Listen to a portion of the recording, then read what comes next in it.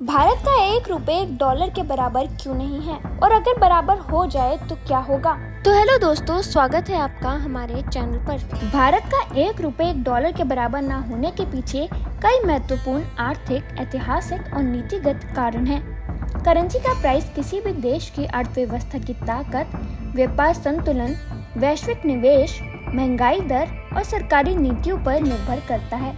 America एक विकसित देश है जिसकी अर्थव्यवस्था दुनिया की सबसे बड़ी और सबसे स्थिर अर्थव्यवस्थाओं में से एक है, जबकि भारत अभी भी एक विकासशील देश है जिसकी अर्थव्यवस्था लगातार सुधार और विस्तार के दौर से गुजर रही है। अमेरिकी डॉलर को ग्लोबल रिजर्व करेंसी माना जाता है, जिसका उपयोग दुनिया के अधिकतर देश अंतर्राष्ट्रीय व्यापार, निवेश और सरकारी भंडार के रूप में करते हैं। इसके कारण डॉलर की मांग हमेशा बनी रहती है और इसका मूल्य स्थिर रहता है।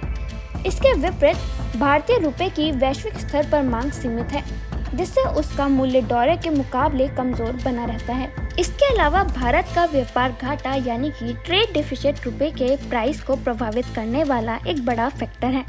भारत एक बड़ी मात्रा में कच्चा तेल, इलेक्ट्रॉनिक्स, मशीनरी, दवाइयाँ और अदर एसेंशियल आइटम्स इंपोर्ट करता है, जिनका पेमेंट अमेरिकी डॉलर में किया जाता है। जब किसी देश का इंपोर्ट उसके एक्सपोर्ट से अधिक होता है तो उसे अंतर्राष्ट्रीय बाजार में अधिक डॉलर खर्च करने पड़ते हैं, जिससे उसकी अपनी करेंसी कमजोर होती जाती है। भारत का एक्सपोर्ट जैसे IT services, pharmaceuticals, textiles, James and jewellery global market में मजबूत है, लेकिन फिर भी ये भारत के भारी इंपोर्ट की तुलना में कम है, जिससे रुपए पर दबाव बना रहता है। इसके विपरीत अमेरिका एक मेजर एक्सपोर्टर देश है और दुनिया की कई कंपनियां अपने कमर्शियल लेन देन में अमेरिकी डॉलर का उपयोग करती हैं, जिससे डॉलर की मांग बढ़ती है और उसकी वैल्यू मजबूत बनी रहती है। इसके बाद आता है महंगाई दर। दोस्तों, महंगाई दर भी रुपए की कमजोरी का एक प्रमुख कारण है। भारत में महंगाई दर आमतौर पर अमेरिका की तुलना में अधिक होता है, जिससे रुपए की परचेजिंग पावर कम हो जाती है और उसकी कीमत डॉलर की तुलना में गिरती रहती है। एग्जाम्पल के लिए, अगर भारत में महंगाई दर 6% है और अमेरिका में 2% है, तो रुपए का वास्तविक मूल्य हर साल गिरता जाएगा। महंगाई बढ़ने से भारतीय उपभोक्ताओं की परचेजिंग पावर कम हो जाती है और वस्तुएं महंगी हो जाती हैं, जिससे रुपए का प्राइस वीक हो जाता है। तो दोस्तों, अगर हम हिस्टोरिकल पर्सपेक्टिव की बात करें तो 1947 में ₹1 $1 के बराबर था, क्योंकि उस समय भारतीय अर्थव्यवस्था छोटी थी और रुपए का मूल्य सरकार द्वारा तय किया जाता था। लेकिन जैसे जैसे भारत की अर्थव्यवस्था बढ़ी और ग्लोबल मार्केट में कंपटीशन शुरू हुआ, रुपए का अवमूल्यन हुआ। 1966 और 1991 में भारत सरकार ने रुपए का बड़ा अवमूल्यन किया, जिससे इसका मूल्य और गिर गया।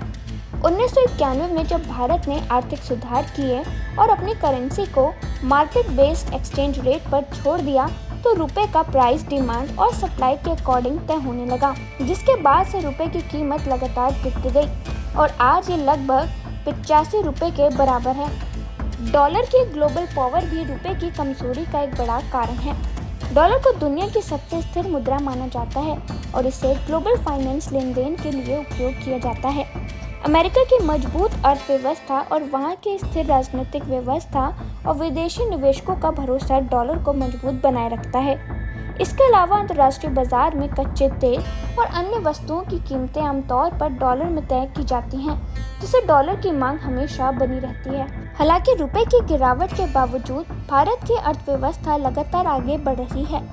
भारत का IT sector, startup ecosystem, manufacturing और सर्विस सेक्टर तेजी से बढ़ रहे हैं, जिससे भारतीय अर्थव्यवस्था में मजबूती आ रही है।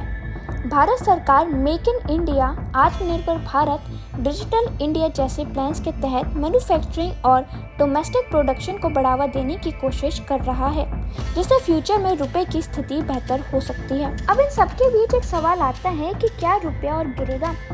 तो दोस्तों, रुपए की कीमत गिरने का मतलब है कि $1 खरीदने के लिए पहले से ज्यादा रुपए खर्च करने पड़ रहे हैं। एग्जाम्पल के लिए, अगर अभी $1 82 है और रुपए गिरता है तो ये 85 या 90 हो सकता है। इसका सीधा असर आम जनता, व्यापार और देश की अर्थव्यवस्था पर पड़ता है। लेकिन सवाल ये है कि क्या रुपया और गिरेगा। इसका जवाब पूरी तरह से कुछ अहम आर्थिक और वैश्विक कारकों पर निर्भर करता है। सबसे पहले दोस्तों, भारत अपनी ज़रूरत का 85% कच्चा तेल एक्सपोर्ट करता है। अगर अंतर्राष्ट्रीय बाजार में तेल की कीमतें बढ़ती हैं तो भारत को डॉलर में ज़्यादा भुगतान करना पड़ता है। इससे भारत का व्यापार घाटा बढ़ता है और रुपए पर दबाव पड़ता है। दोस्तों, अमेरिकी डॉलर दुनिया की सबसे पावरफुल करेंसी है और इसे ग्लोबल रिजर्व करेंसी कहा जाता है। जब भी ग्लोबल क्राइसिस, वॉर या इकोनॉमिक रिसेशन आती है तो इन्वेस्टर सेफ इन्वेस्ट के लिए डॉलर खरीदते हैं। इससे डॉलर मजबूत होता है और अदर करेंसीज कमज़ोर हो जाती हैं। और इतना ही नहीं, भारत में फॉरेन इन्वेस्टमेंट से डॉलर आता है, जिससे रुपए की मांग बढ़ती है और उसका प्राइस स्थिर रहता है। लेकिन अगर foreign investors Indian stock market से पैसा निकालते हैं और अमेरिका, यूरोप में लगाते हैं तो डॉलर भारत से बाहर चला जाता है और रुपए की वैल्यू घट जाती है। दोस्तों, जब भारत में महंगाई बढ़ती है तो रुपए की परचेजिंग पावर कम हो जाती है। इसका मतलब है कि एक ही चीज़ को खरीदने के लिए अब ज़्यादा रुपए खर्च करने पड़ते हैं। अगर महंगाई ज़्यादा बढ़ी तो भारतीय बाजार कमज़ोर हो सकता है और रुपए का मूल्यह्रान हो सकता है। इसके बाद अमेरिका में इंटरेस्ट रेट्स बढ़ने का सीधा असर रुपए पर पड़ता है।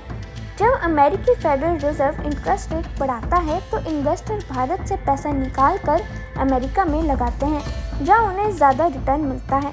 इससे भारतीय बाजार में डॉलर की कमी हो जाती है और रुपए की कीमत गिरती है।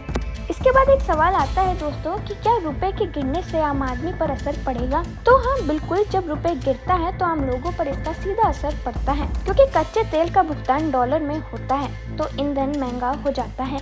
जब तेल महंगा होता है तो ट्रांसपोर्ट महंगा होता है, जिससे बाकी चीज़ें भी महंगी हो जाती हैं। और अगर आप विदेश जाना चाहते हैं तो आपको ज़्यादा रुपए खर्च करने पड़ेंगे।